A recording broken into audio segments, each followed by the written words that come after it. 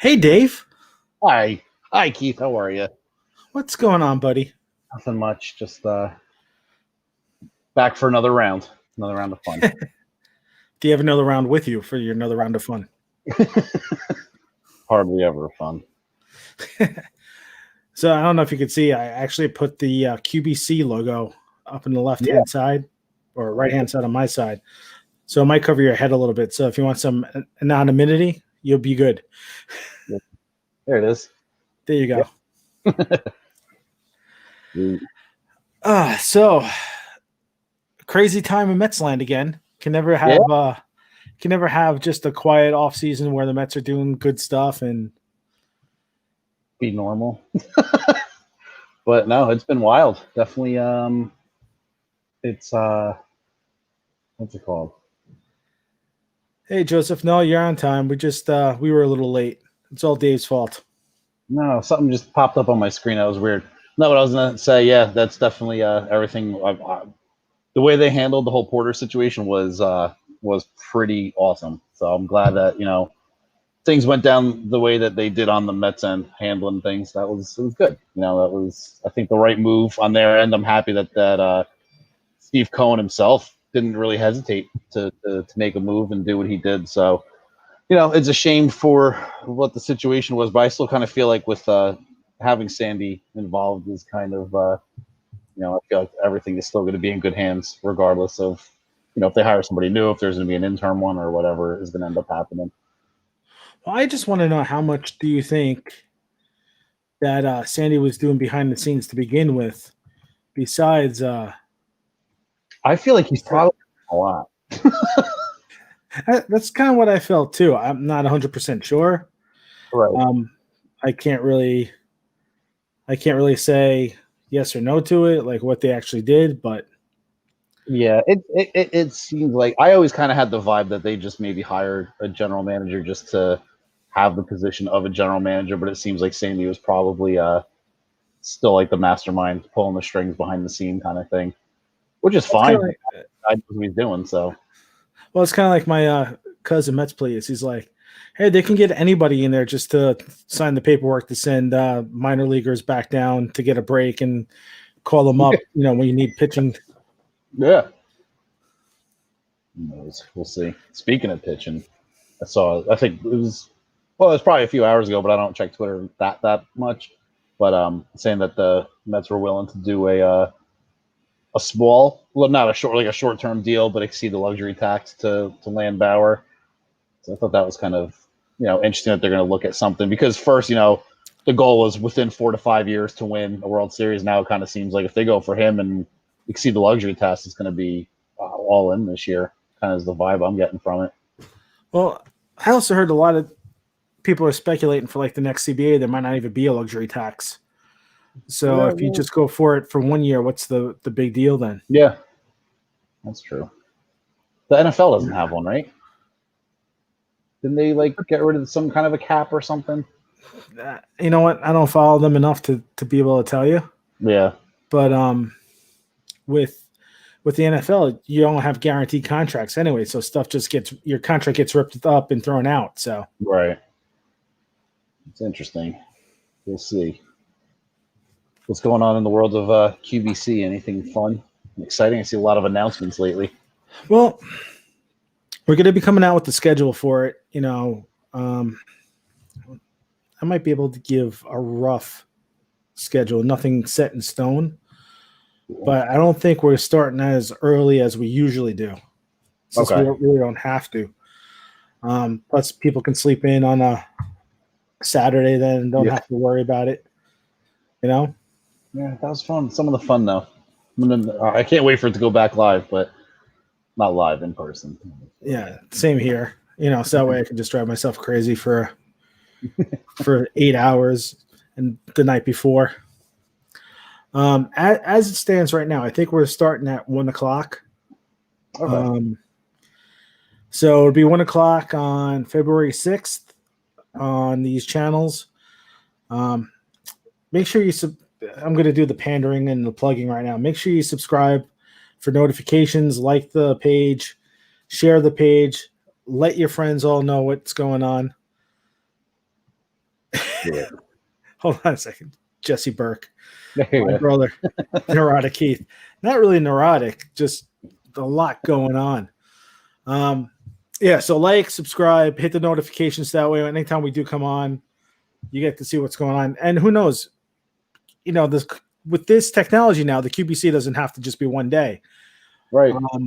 We could just pop up and, hey, I just happen to be talking to somebody that wants to come on.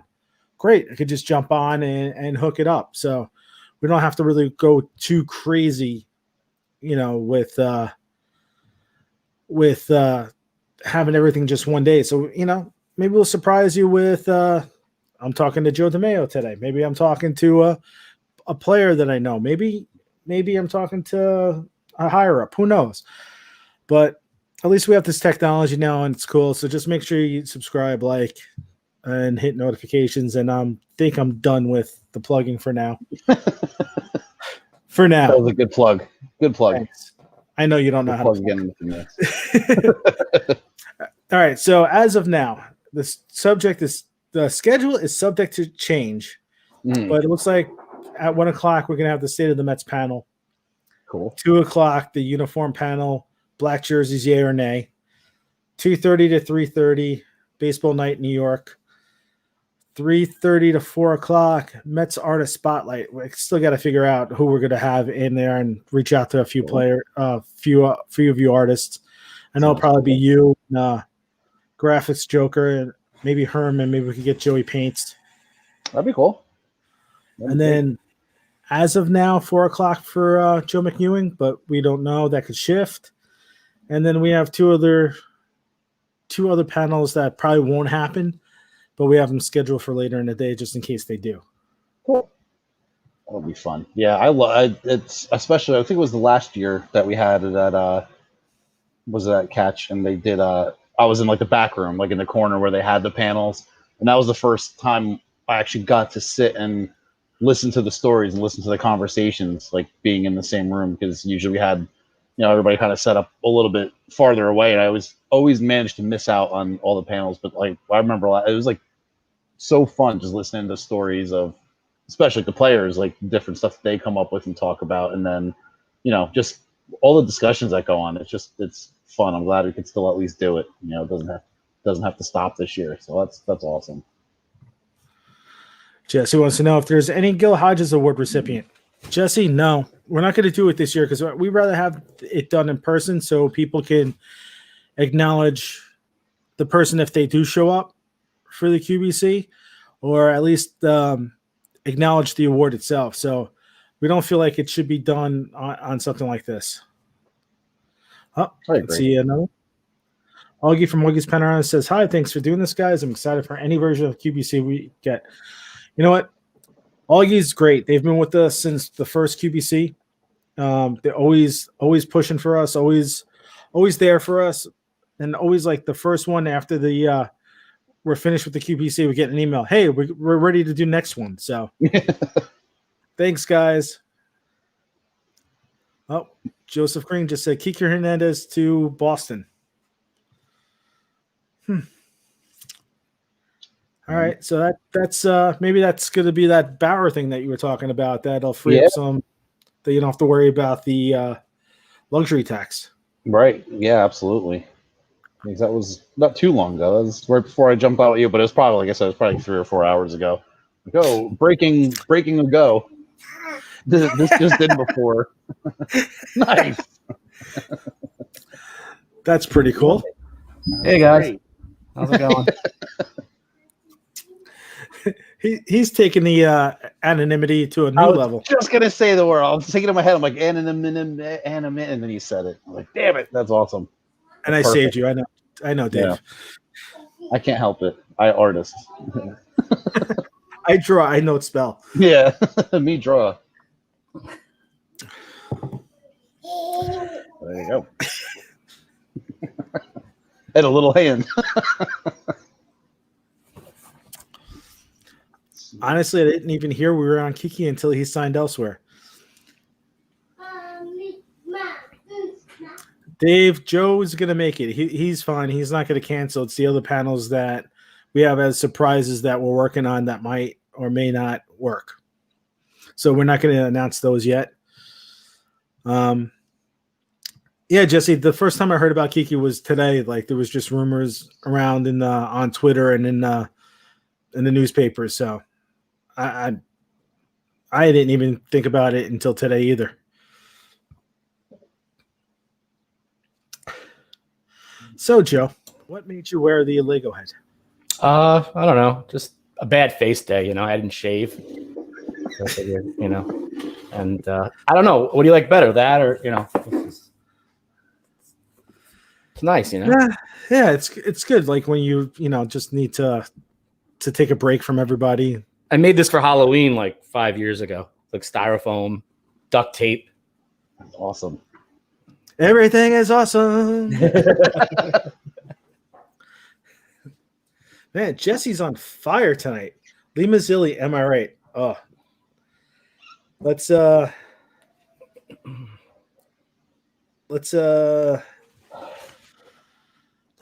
we talk about Mazzilli? I know Dave knows about Mazzilli. We were supposed to have Lee and his son LJ a couple of years ago at the QBC. We announced it the next day. They canceled. It was because supposedly there was bad blood between the Mets and him, and he didn't want to have to deal with anything that was Mets related. Unreal. But we were lucky that we were able to pivot, and we ended up getting Brandon Nimmo, which was awesome. That was a good. Yeah, pretty good. That's a good change. Yeah. So it was a way better event where we had more current players than past players, and it was something different for us. Yeah, was that the first year that you had current players? Yeah. That was cool. I like that a lot. Yeah. That was great because Flexen and Nemo were just loving it, and they were eating up just being able to walk around and talk to the fans, and I think it solidified the QBC as a really fun event, and you never know what's going to happen. Yeah, that one I remember. Did Flexen do any major league games at that point yet, or was he still, or like maybe like one or two appearances? No, he pitched because the year earlier this season, I met him on Gotham. Oh, right, okay. So that's how we became friends, and then he wanted to do the QBC as a favor for us. And it was great, he had a great time, and when he was over at the KBO, I was texting him all the time, keeping up with him and seeing what he was doing. That's cool. How's he doing now? Because is he sticking with he was in Japan, right, or Korea? I forget. Korea. He just signed a 2-year deal with Seattle as a starter. Oh, he did? Yeah. I didn't even know it. Good for him, man. That's great. He was such a nice guy. Hey, he did a great job in the KBO. He set a record. That's right. Yeah. Good for him, man. That's awesome. Put in the hard work. Hey, Dave, is this true? Yeah.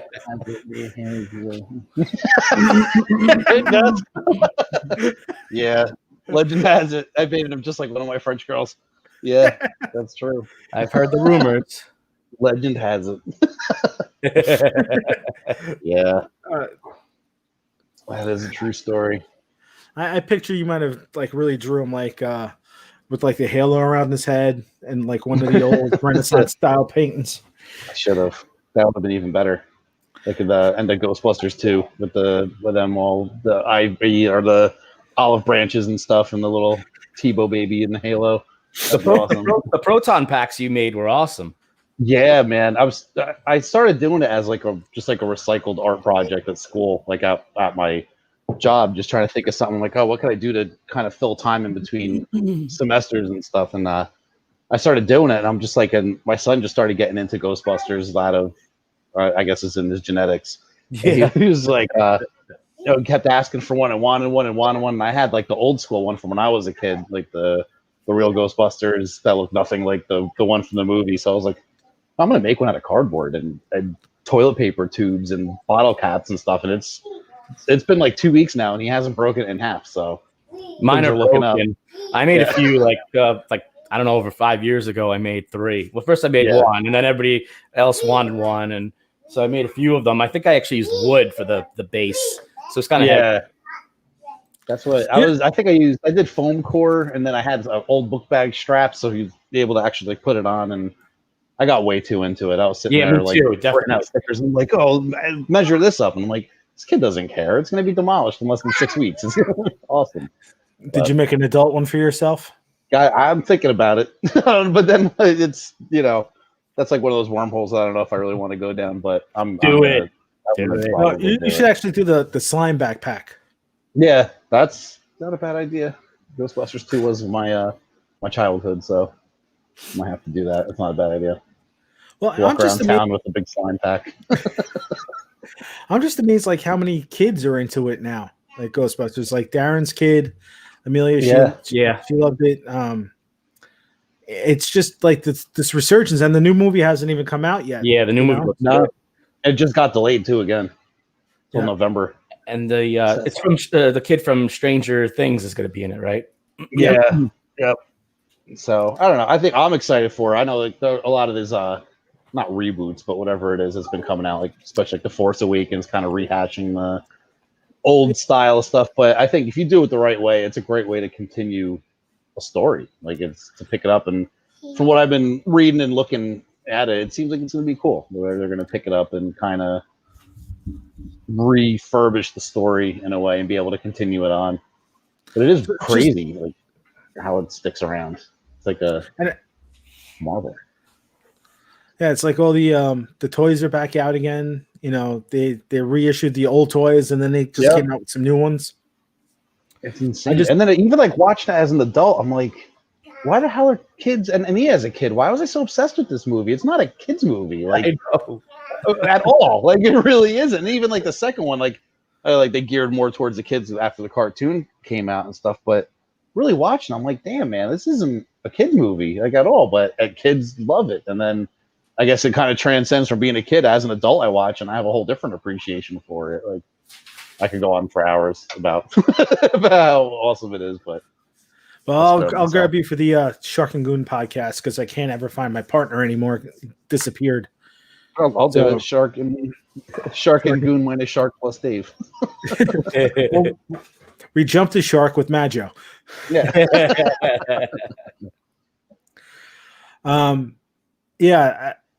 Jesse just mentioned that Ivan Reitman's son is directing, so at least it's a legacy.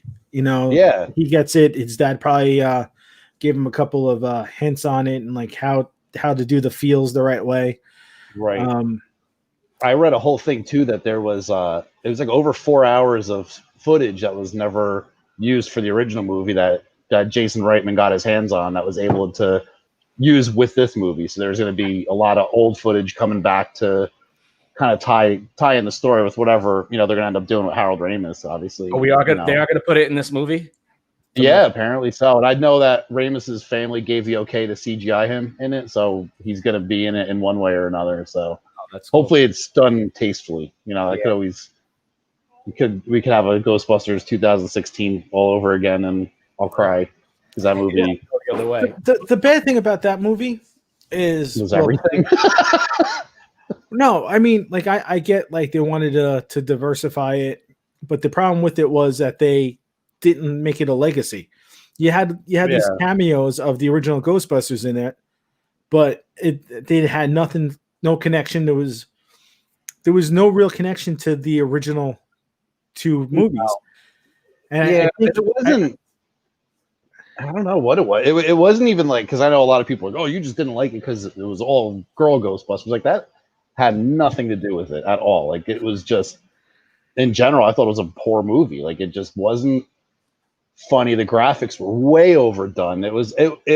I watched it recently just because it was on TV. I'm like, whatever, I'll put it on, and anything Ghostbusters related my son likes. So we're like, yeah, we'll keep it on. And I was watching it. It was like, even the dialogue was just so bad. Like you could tell, like, I know like that those groups of comedians and that Paul Feig, however you say his name, is always into like ad-libbing and just like going off the cuff. And it was like, you could tell they probably did 85 takes of just letting them kind of talk about whatever they wanted to and pick the best one. It's like, it was funny in Bridesmaids, and then when it kind of it is just a bad movie, but it just isn't good. And it sucks because it could have been good. It could have opened up a whole new world or whatever, but it was a bummer.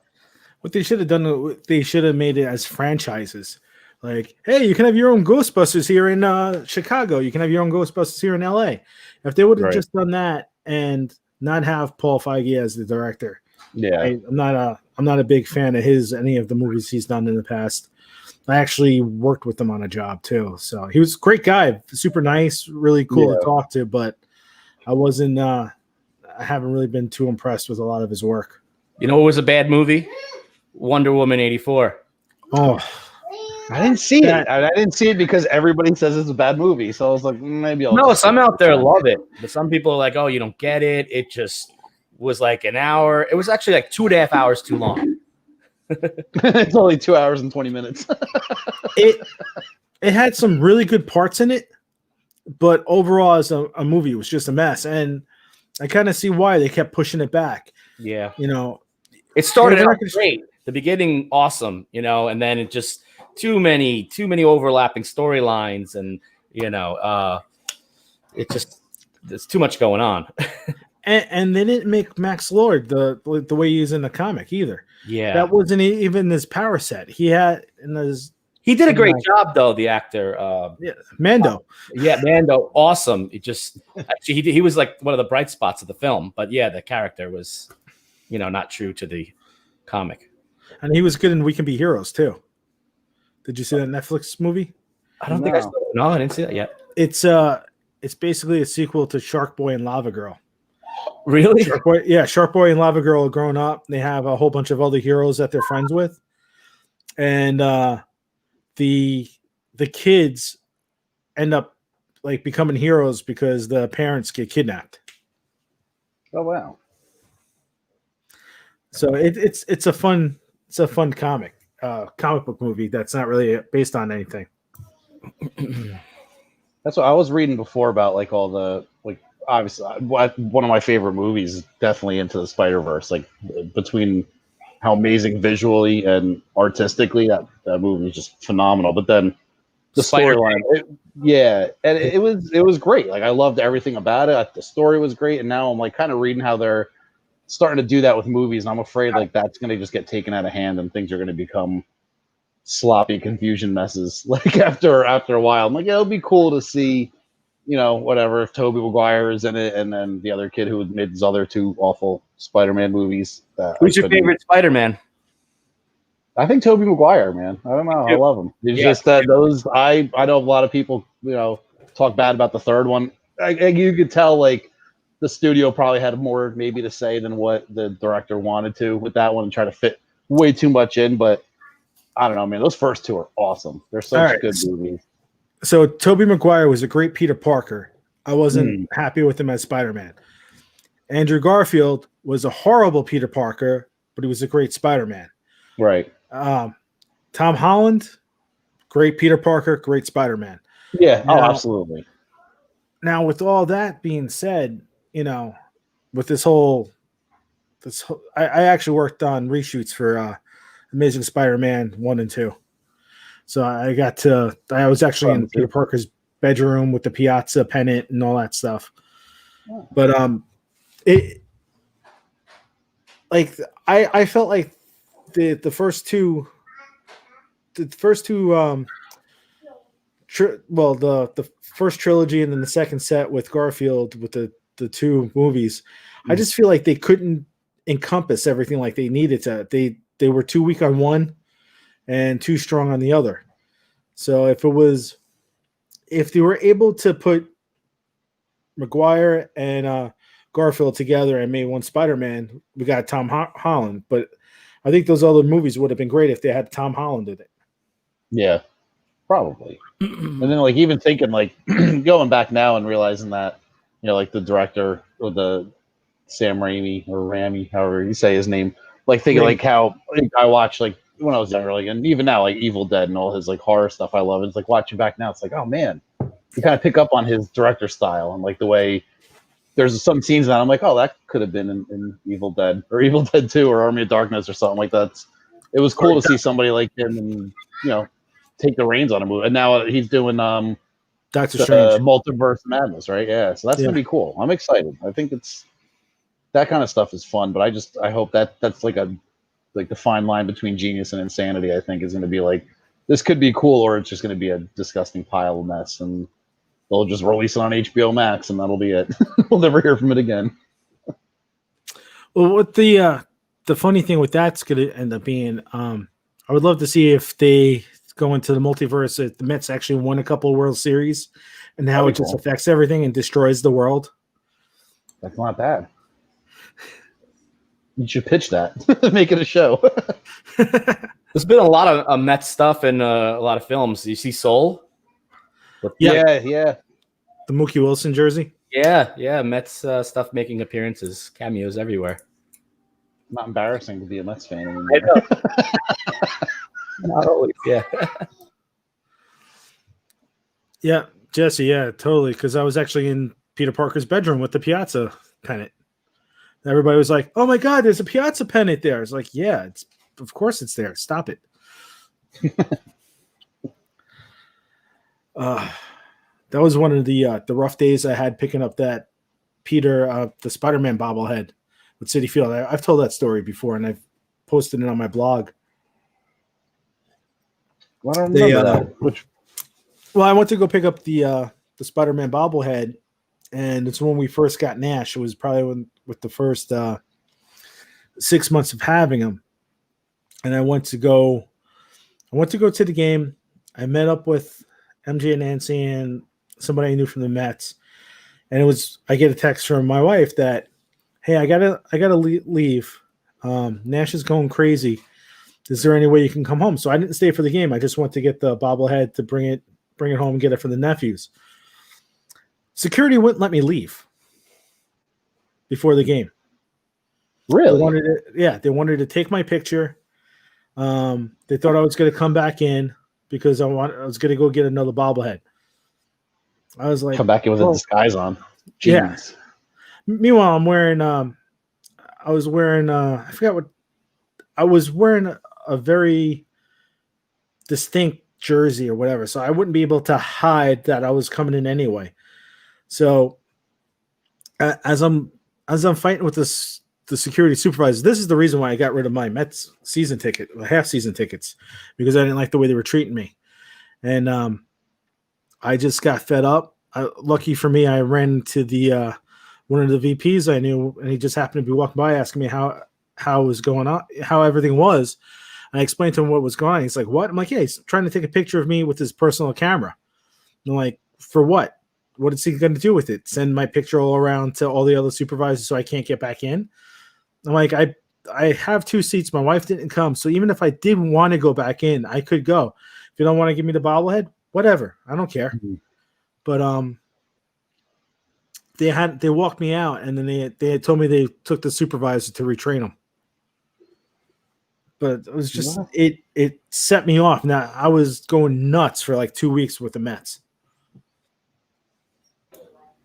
So hopefully with all these focus groups that they're doing and checking in on the fans' temperature on Twitter, maybe they'll retrain some of the security staff and actually make them happy to be at work. Right. Remember, you filled out that person's application. It's all your fault. Oh, man. So you guys have any Mets stuff going on? Baseball stuff? Anything?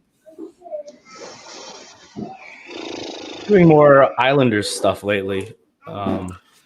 Ooh. Sorry, I forgot. You're a Ranger. I'm a Devils fan, so whatever. Oh, look. Double boo. Combo. That's all we got. Well, I got invited by the Devils 2 seasons ago when they started that backpack policy where you couldn't bring the backpacks into the stadium. Mm. And Dan, that used to work at the Mets, he's over at the same position. Hey, we got somebody joining us. Hey, John. Hey, what's up?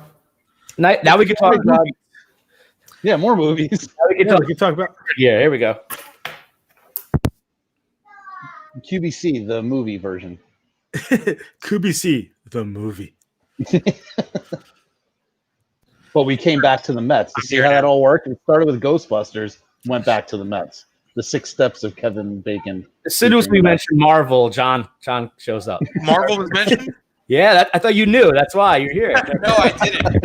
I was talking about Wonder Woman. His ears were just ringing and he popped up. Should probably check to see what Goon's up to.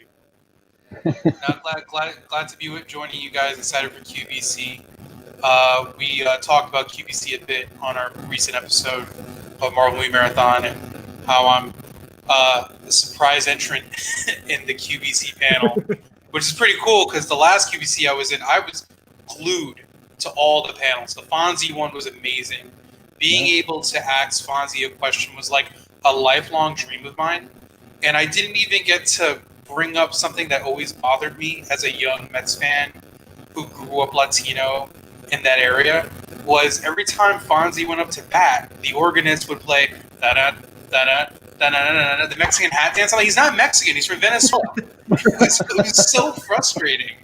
But that was like his theme. Before there were like, tons of Latinos. Then they upgraded the sound system in Shea and they were playing reggaeton all the time, and I was like, this is lit. I still wish Fonzie became manager, Same here. That was my number one pick.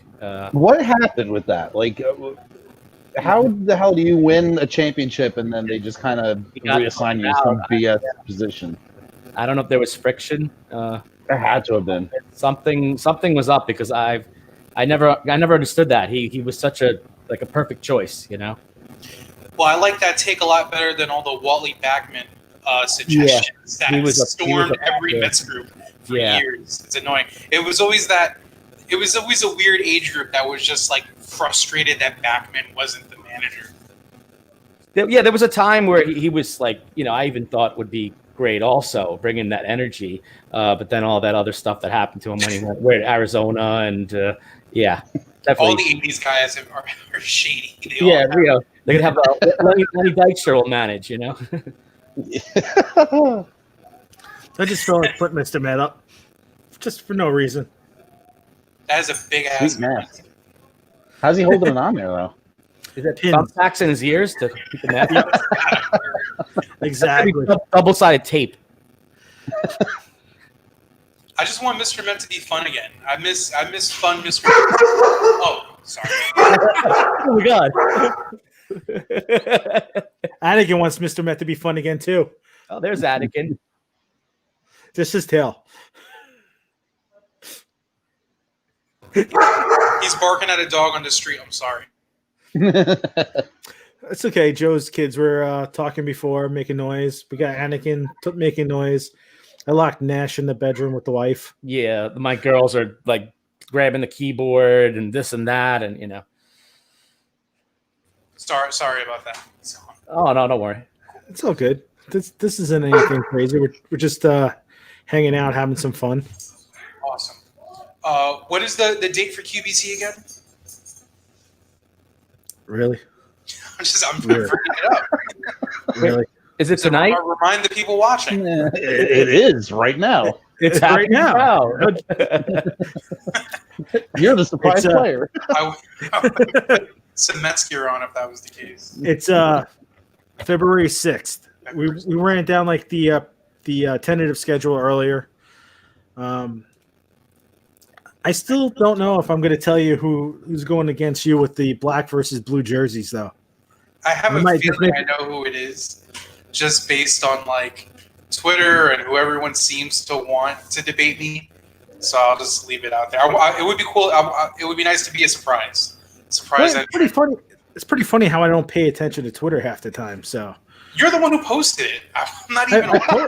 I posted it, but it doesn't mean I actually pay attention to it. Is QBC one night or 2 nights? Are you doing WrestleMania 2 nights this year? It's going to be like the Major Wrestling Figure podcast. It's going to be 7 nights this week. Oh my god! Do they really do that? They're doing a Major Wrestling Figure podcast Patreon level where they're actually doing 8 nights. So, yeah, they're calling it Major Fest. Major. That's cool. There's not because there used to be this. There used to be a big wrestling presence no matter wherever WrestleMania was, and then WWE had to put their hands and ruin fun things. That's pretty cool. Is it actually denim? No, but it's soft goods jacket and then rubber legs, so you can actually put his hand in his pockets. Hand in pocket. What is it? Instead of kung fu grip action, it's hand in pockets action. I literally just moved. I wish I had more decor, but I literally just moved down here. Would you have my wrestling belts up or anything else? But I'm calling this the Dungeon. This is my wrestling mask. Oh, that's really freaking cool. You just can't hear me. I've only seen something like that before. Good. Yeah? Yeah. That's really dope. Or you should make a hat that just clips on. Remember those people at the 7-Line opening day last year? And they had like those skulls, like the sugar skulls that they put on? Just click that right on. I don't remember. What did I make the opening day last year? I don't recall. It's been 2 seasons ago. 2 seasons ago. I don't remember if I made it or not. Or if I did, that might have been when I got out of jury duty. I thought they were going to say jail really quick. I was like, Keith, come on. Come on. We know better than that.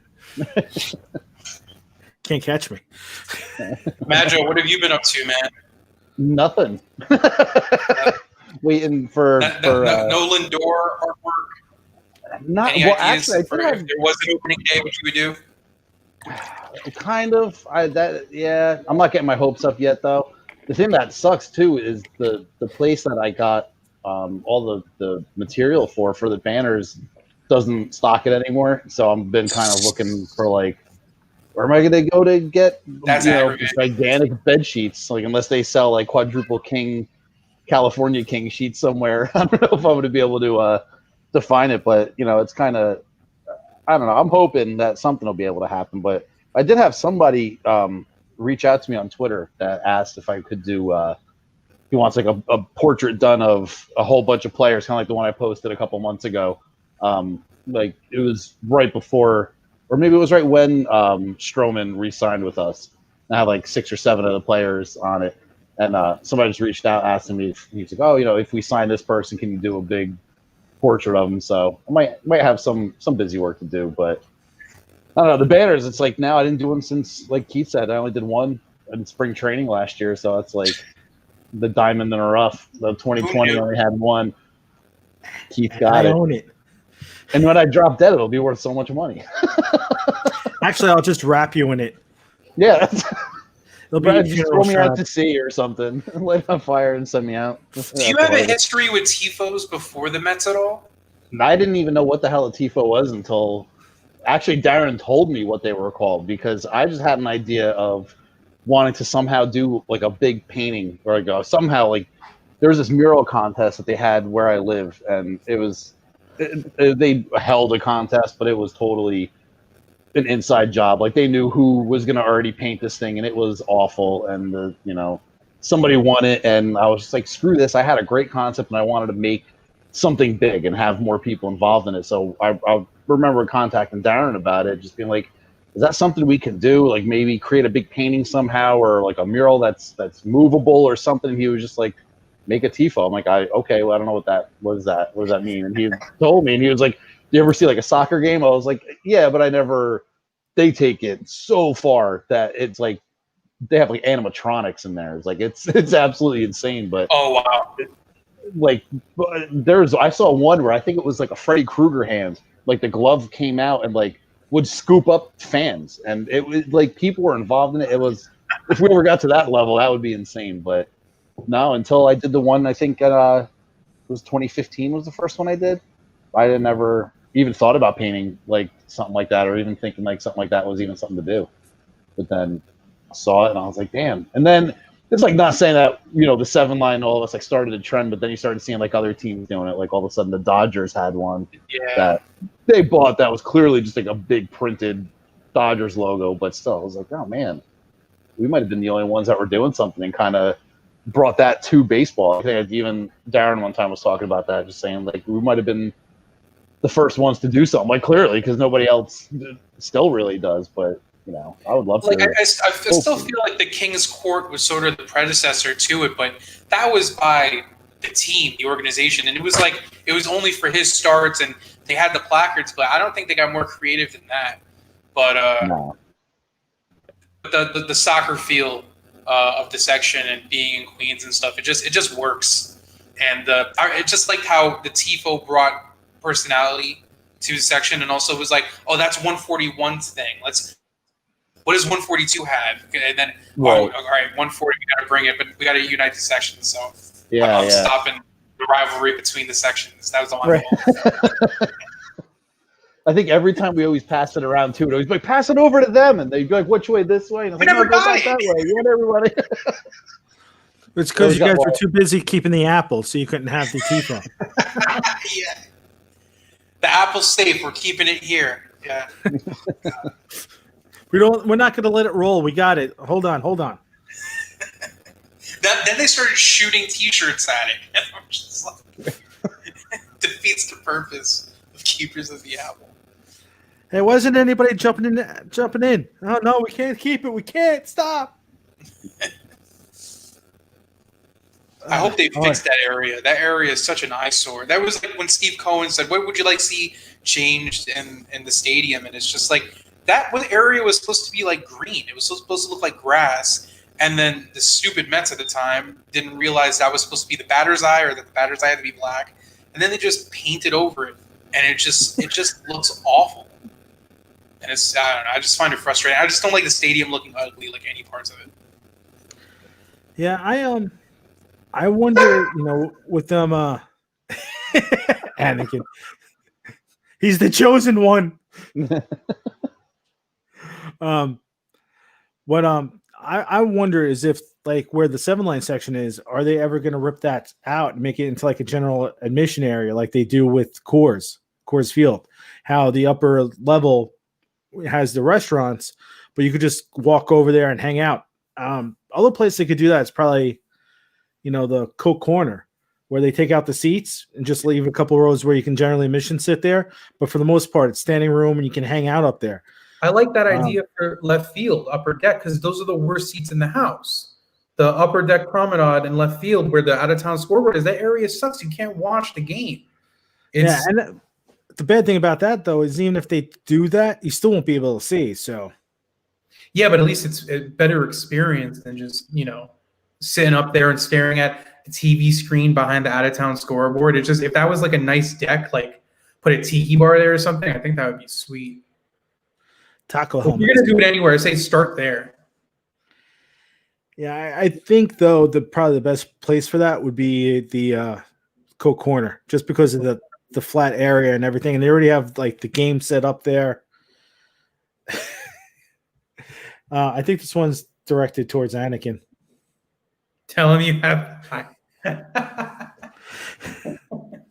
I'll tell a quick story. A couple weeks, a few weeks ago, I took Anakin to the dog park.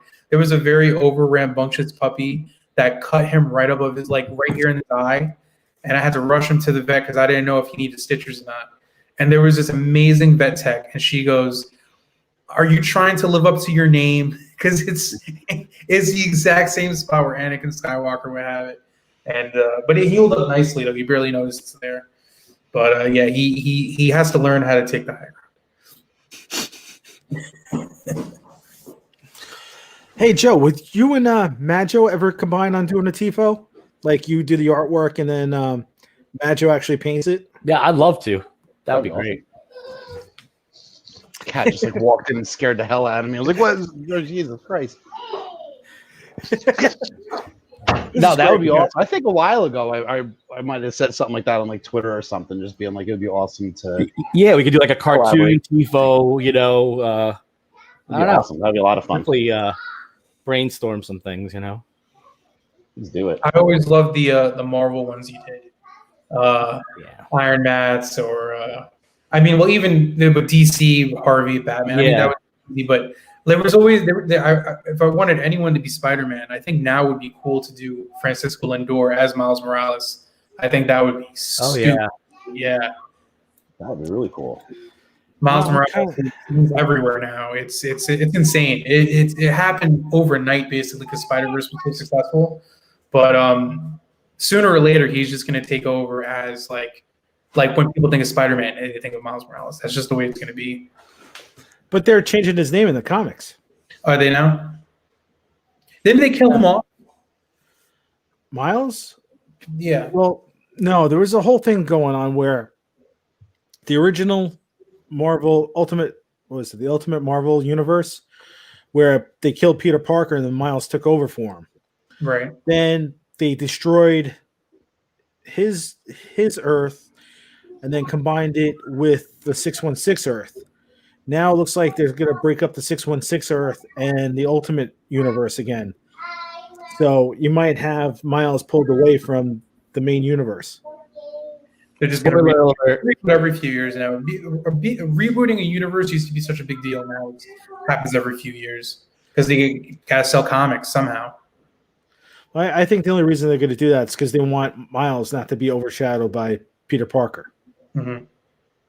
So it would make sense to at least split them up a little bit. Just like, Ghost Spider has their own world too. Have you guys all seen Soul? Yeah. Excellent movie.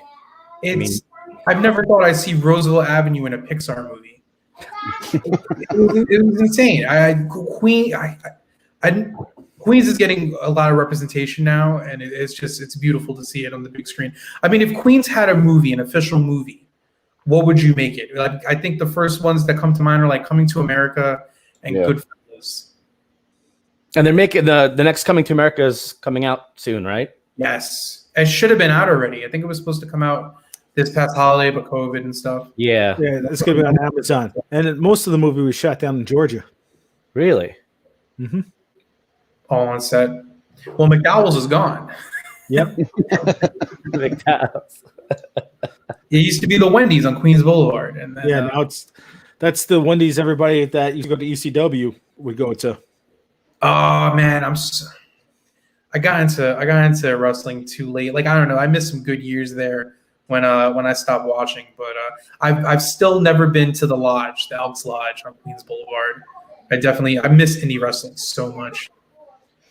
Yeah, the Elks Lodge is a church now. Is it? Mm-hmm. So that's why they don't do shows there anymore. Yeah, I know a couple of people that try to run some shows there, but the church is like, no, we saw what you guys did there. Have you received your sacraments before your show? No. No show for you. Me and Rich, we go to indie shows at this church by his house, and it's just while being in a church basement, just getting hammered, watching the show. I wish my church could pull something like that at my parish. We used to have NYWC at my church. Well, we had it in the parish center. So I saw John Silver, Alex Reynolds, Nice. Chris Canyon. A lot of these guys are making it now, like Tony Nese. I saw all these guys wrestling when they were, really young. I actually have a picture of Silver when he was wearing Big John stud tights. I'm excited Verna is finally getting like legit TV time. Like, he's a personal friend of Andrew's, and like he the first bunch of indie shows I ever went to, he was a big deal, and was waiting for him to get some TV time. I mean, he had a lot of Raw tryouts, but now he's AEW. It's fantastic. I was big into wrestling in the 80s and 90s, and I stopped. I kind of want to get back into it a little bit here and there, but I just thought like the 80s, what was it? Like IRS, when the guy shows up with the briefcase and the suit on, I was like, wait, what's going on here? This might be scripted. IRS ended up becoming Right to Censor, and as a prepubescent boy, they were the worst. They were the biggest cockblocks. I hated them. And then I think they got nominated to the Hall of Fame, and I'm like, no, they don't belong there. I hate those people. That's some real heel shit right there. The Road Warriors were my favorite. When I think Andre the Giant pulled Hulk Hogan's gold chain off and then that whole he turned on him. I He couldn't crashed. believe that was happening, And then the time that Macho Man held the rope for Elizabeth, that was like, wow. Those were some good storylines. Yeah, that's long term. The first wrestling show I ever went to was Hogan beating Iron Sheik for the belt in 1984.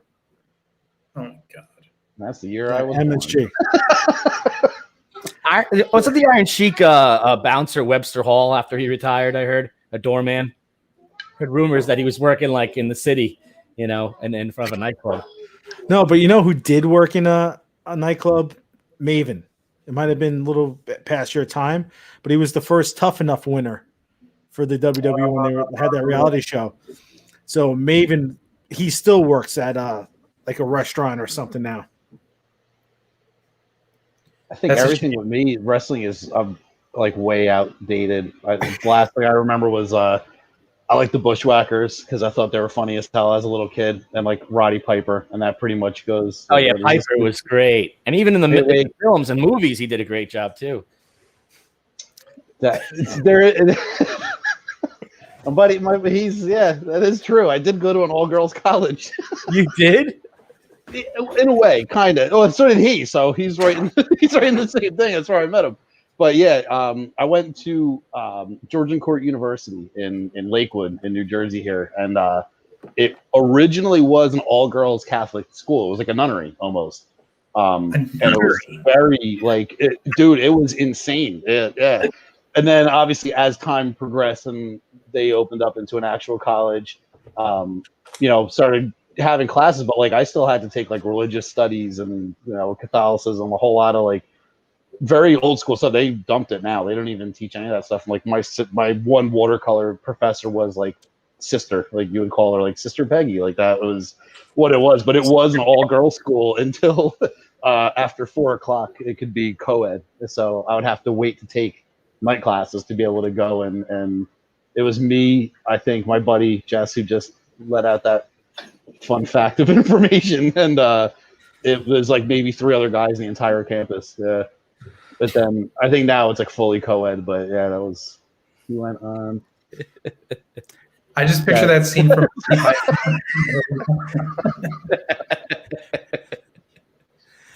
Is that true, Dave? Partially, but might be true. I don't know if I actually ever had Sister Joyce, but it's crazy thinking like, I went to an all-girls Catholic college that had a sister as a teacher. You're like, oh my God, how long ago did you go to college? Like that was only like not even 10 years ago. I mean, it wasn't that far removed.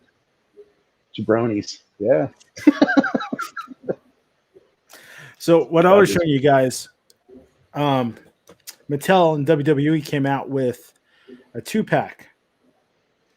And since you were talking about Piper, it's from WrestleMania 2. Oh, sweet. Piper, Mr. T. Wow. That's I didn't awesome. even really see. That's really freaking cool. Who was that? Yeah, so as you can see, my interests are all over the place. We all are. All of ours are. I mean, I didn't start getting back into wrestling until I joined the 7 Line, funny enough. It was just, this team sucks. What else are we going to do? Everyone's talking about wrestling, and I'm like, all right, I'm going to get back into it. And it just took a life of its own, basically. But I was always into Marvel, at least since high school and stuff. And it's just, I never thought the movies would ever get this good because there was a lot of crap for a long time. Yeah. And it's only getting better. And, the shows are coming out and they're creating different universes within the universes. And it's just, it's huge. But it's just nice to have more like-minded individuals in the 7 Line, as far as like what we're into and stuff. Like everyone has their own little cliques and stuff, and the Marvel clique is huge, and we've had some good times. Those were some good memories, and in years where we aren't doing anything, it's just nice to look back and thankful that we went as hard as we did, and got together like as big of a group as we could and stuff. But yeah, I miss it. But as far as the Mets go, now that Springer's off the table, like, what do you think the next move that the Mets should make? Well, Kiki Hernandez is off the table now too. So that's two that's supposedly gone. You got Bauer, you got Hand. Yeah, there's rumors of Bauer to the Mets or Anaheim. And then you got Jackie Bradley Jr. Yeah. That's who I think the Mets are going to get. Jackie Bradley. Who knows? They could pull off another trade too. You never know. It's not like the season's going anywhere, you know? Yeah, Jackie Bradley Jr. He just seems to be the most available at the moment. And it's not going to cost too much. You could platoon him. You know, it would be nice if you knew what was going on with the DH so you can actually make your roster. We don't know yet? They still haven't said anything yet. It's funny how it came out that Pete Alonso's like the number 7 first baseman. I'm like, but the Mets are planning on DHing him and keeping Dom at first. So that's strange. But why would you move Dom, who apparently is a top? Was he 6th ranked left fielder or something? Every time like those rankings came up on the SNY thing, I was like, who the hell is doing these rankings? Like this, I don't know if that's 100% true. Like that's kind of a far cry. Like I love Dom Smith, but as a left fielder, I always kind of felt that was more of an experiment, like just to see, like, well, this season's a wash, kind of, sort of. Let's just throw him in left field. But I'm like, well, how the hell is he a top 10 left fielder? And I think Nimmo's a top 10 center fielder, and then I think we have a top 10 team apparently, like at every position. It's like, oh my god, we always have a top 10 team, and then it just goes to crap. Yeah. Everybody gets hurt. They didn't tell you it's actually the top 10 on the Mets. Like it's not in all of baseball. It's just the Mets. It's like their own personal ranking. Next thing you know, Francisco Lindor is in like a Turkish prison for some reason. That's the old way. We got to change the culture, and Darren will make sure of that. He'll call the radio station, and that was wild. That was freaking cool. I always have Boomer and Gio on in the morning.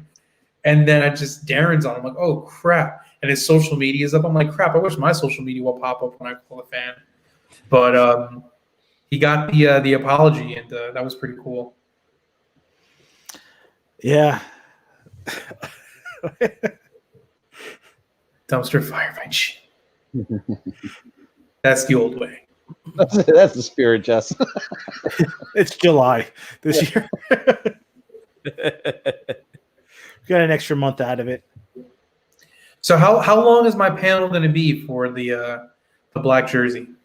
About half an hour, I guess. Let me gonna pull up the schedule again since you joined.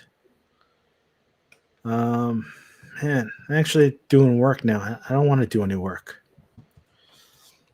I've been editing stuff. I've been putting stuff together. I try to be, a little professional.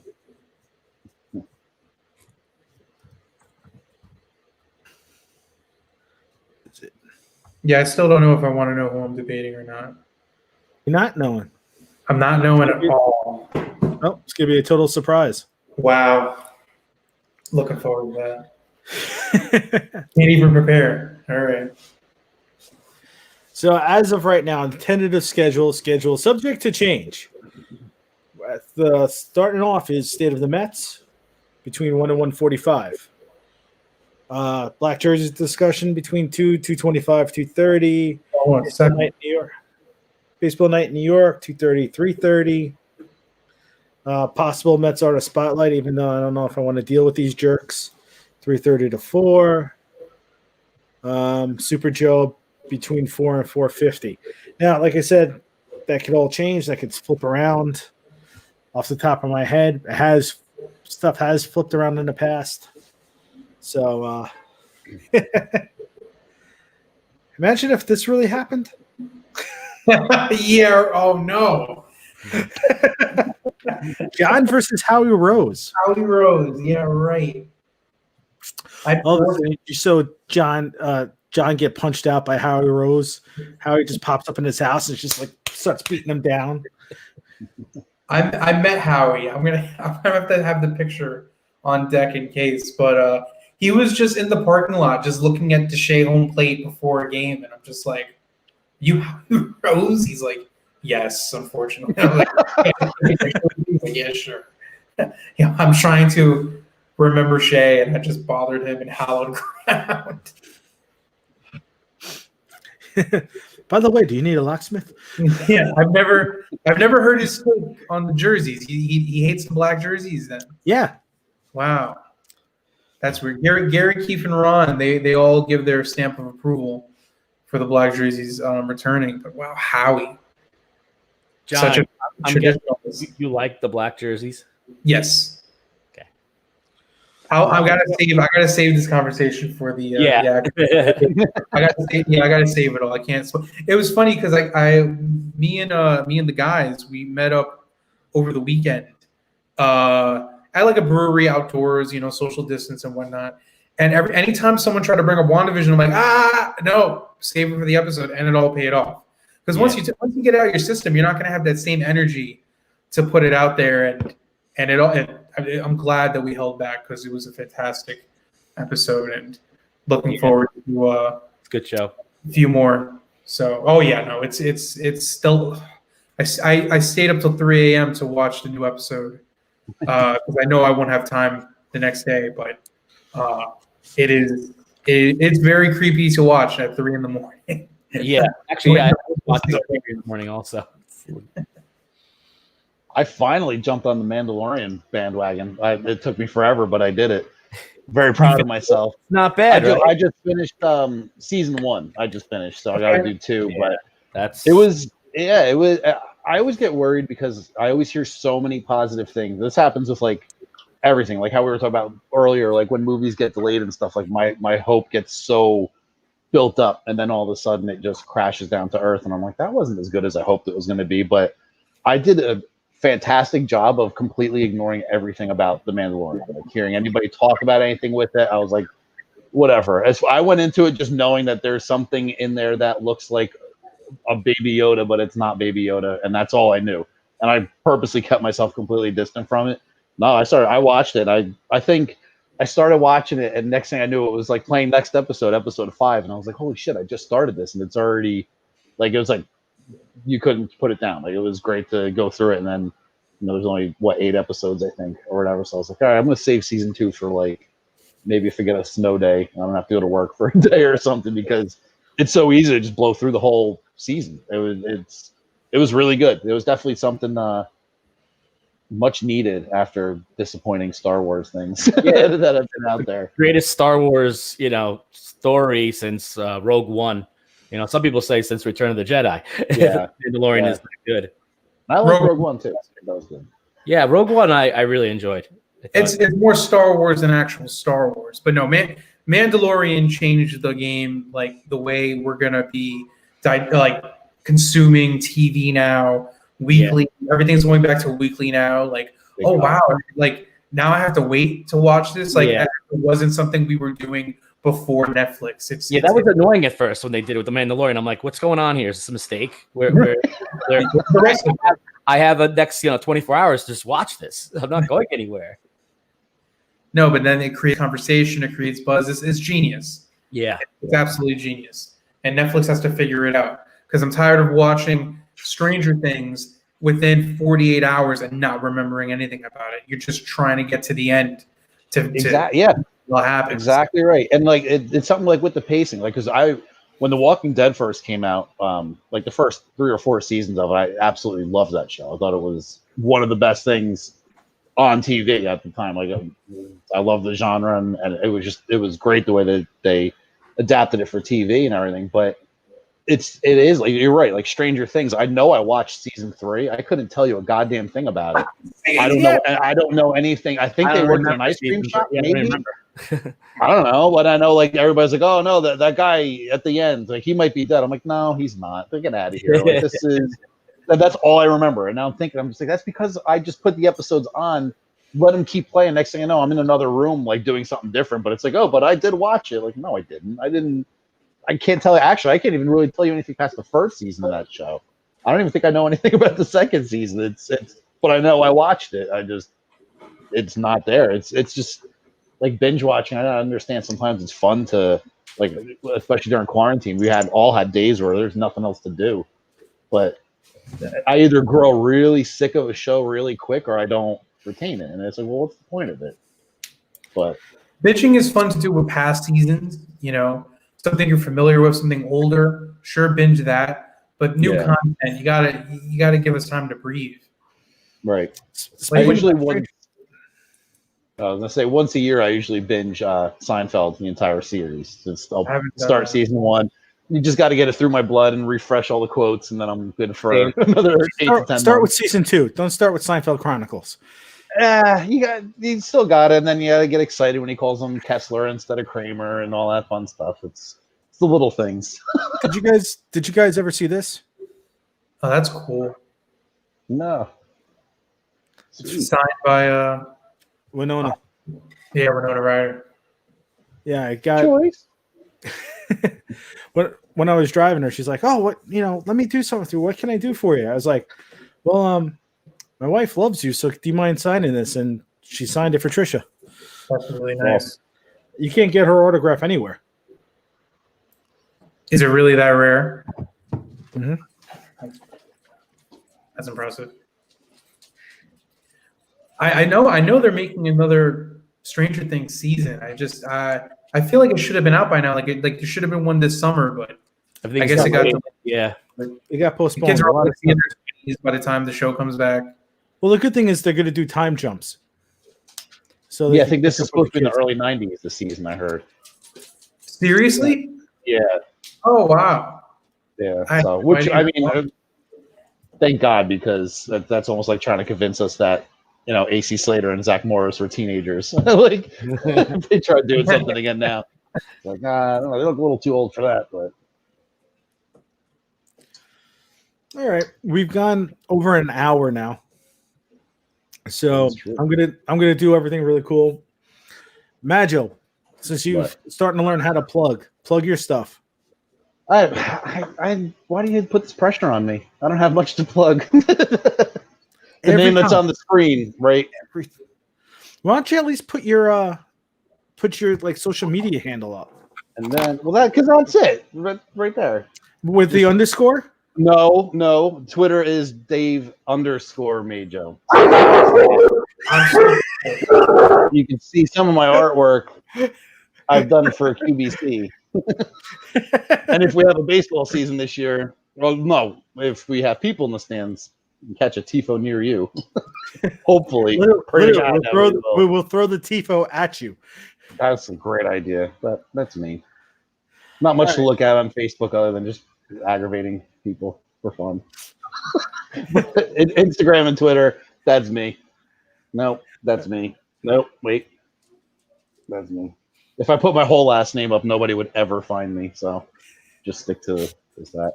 The matchup. Oh, yeah, wait, how did you do that? All right, Joker. This way. That way. Yeah. Graphics Joker on Twitter. Oh. And I'm working on a super secret project, hockey related, that should be done hopefully next couple of weeks. So that'll watch out for that. That's cartoons. I can't wait for that Rangers cartoon. Never doing it. Even though my wife is a Ranger fan, and we're battling now for our girls. Are they going to become Ranger fans or Islander fans? Watch, they'll be like Devil fans, like Dave over there. Nobody wants. We need all the help we can get. The Devils. Oh, Diablo. Oh, Diablo.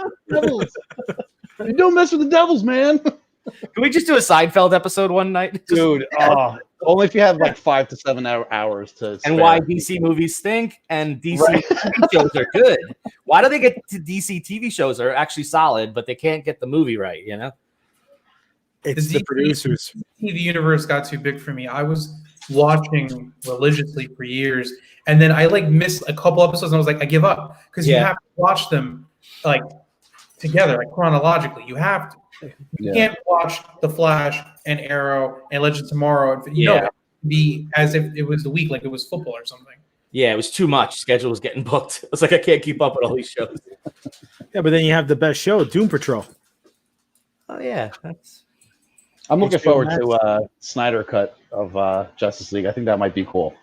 I'm crossing my fingers for that. I hope that's going to be impressive, but it probably won't be. All right, we'll wait till John gets back on. All right, John, plug away. Plug away. The newest, we just released a new episode of the Marvel Movie Marathon podcast reviewing WandaVision 1 and 2. We also talk about the latest Marvel movie news and the latest Marvel movie rumors. Look out for our weekly episodes reviewing WandaVision and this coming March, Falcon and Winter Soldier.